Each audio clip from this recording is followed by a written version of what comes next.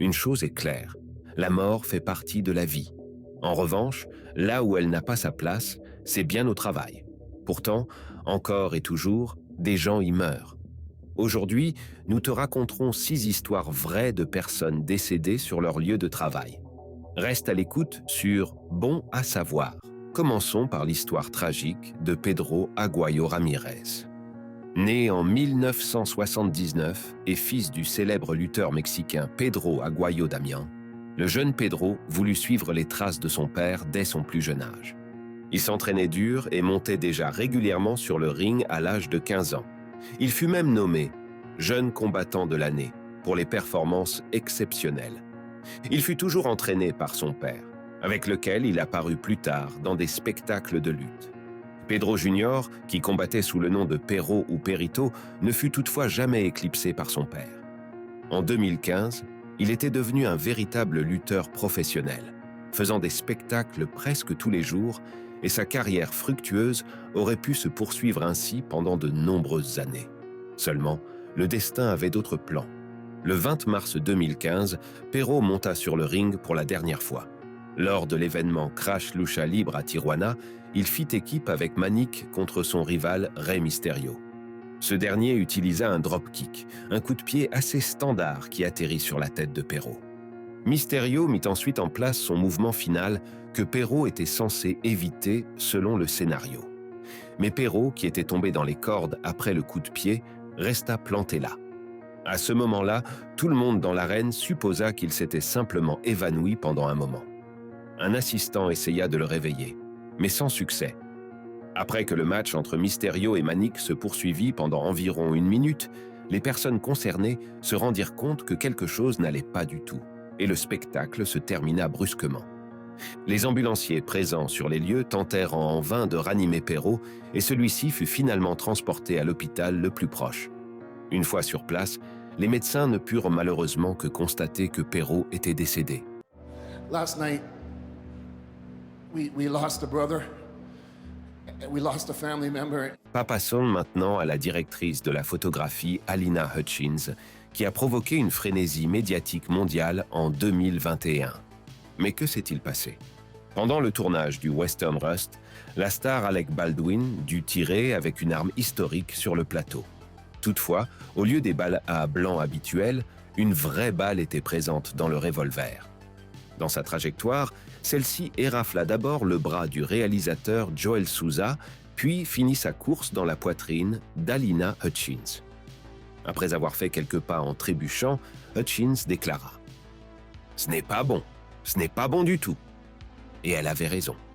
Bien que la femme de 42 ans fût transportée d'urgence par hélicoptère depuis le plateau de Santa Fe jusqu'à un hôpital d'Albuquerque, elle décéda le jour même.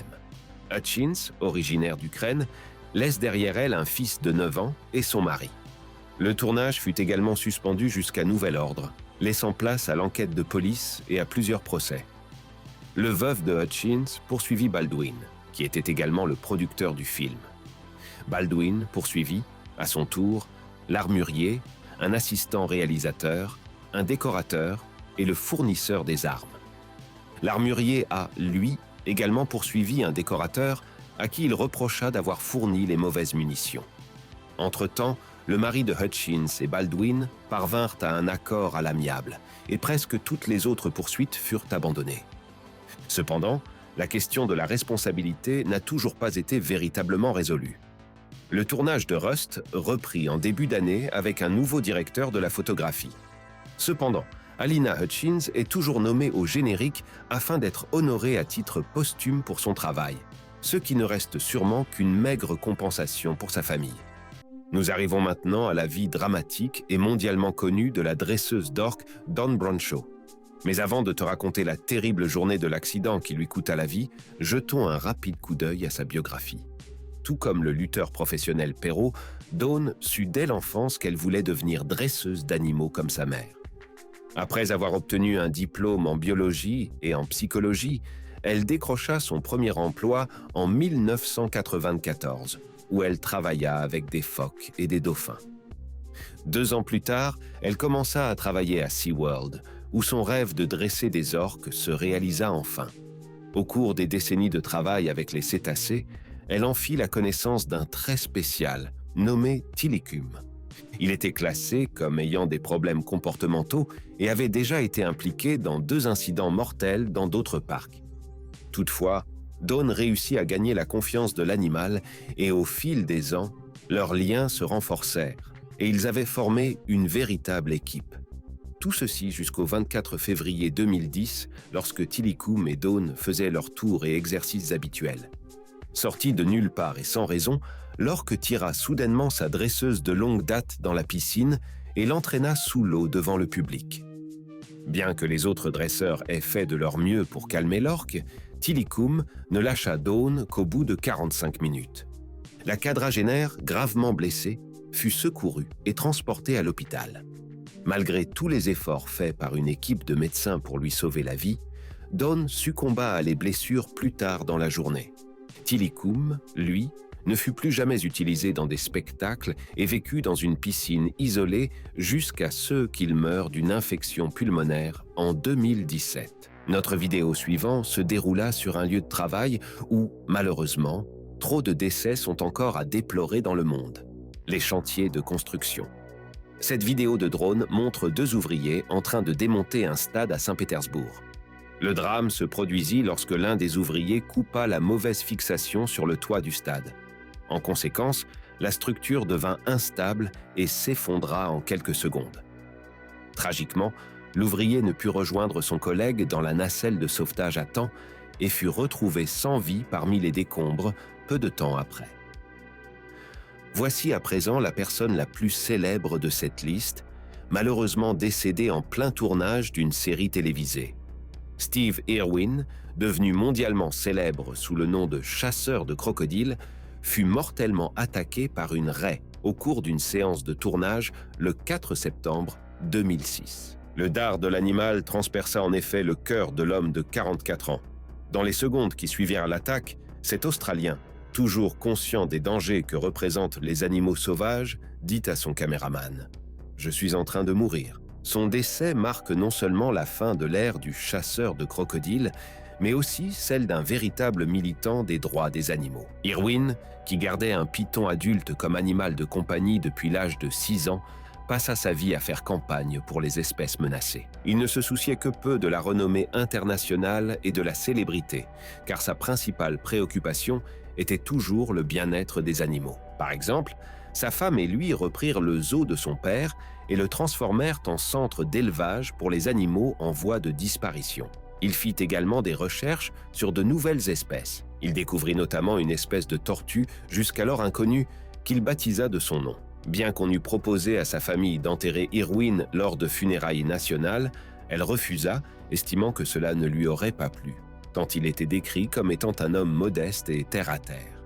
Au lieu de cela, il fut enterré sur le terrain de son centre d'élevage, et ceci uniquement en présence des membres de sa famille la plus proche. Les images de l'accident tragique prises à l'époque furent, quant à elles, détruites à la demande de les proches. Nous en arrivons maintenant à l'un des incidents les plus tragiques de l'histoire du basketball. Au cours de l'un des premiers matchs des séries éliminatoires de la NBA en 1993, le joueur des Celtics, qui portait le numéro 35, s'effondra soudainement sur le terrain. Ce joueur, également capitaine de l'équipe, n'était autre que la superstar montante Reggie Lewis. Victime d'une crise cardiaque, Lewis survécut malgré le choc. Par la suite, on découvrit qu'il souffrait en réalité d'un problème cardiaque non détecté auparavant. Sur les conseils de son équipe médicale, le jeune homme de 27 ans fut écarté pour le reste de la saison afin de protéger sa santé. Il recommença toutefois à s'entraîner dès juillet 1993, soit seulement 2 mois après cette crise cardiaque presque fatale. Le 27 juillet 1993, au cours d'une séance d'entraînement, Lewis tomba à nouveau au sol. Cette fois-ci, en revanche, les médecins ne purent le sauver et il mourut à l'hôpital plus tard dans la journée. Cet incident marqua le début d'un grand débat sur la pression de la performance et de la santé dans le sport professionnel, un problème encore trop souvent sous-estimé aujourd'hui. Enfin, Venons-en à l'homme qui était peut-être le magicien le plus célèbre de la télévision britannique de 1948 à 1984. Tommy Cooper divertit des millions de téléspectateurs avec les tours de magie maladroits et les stand-up.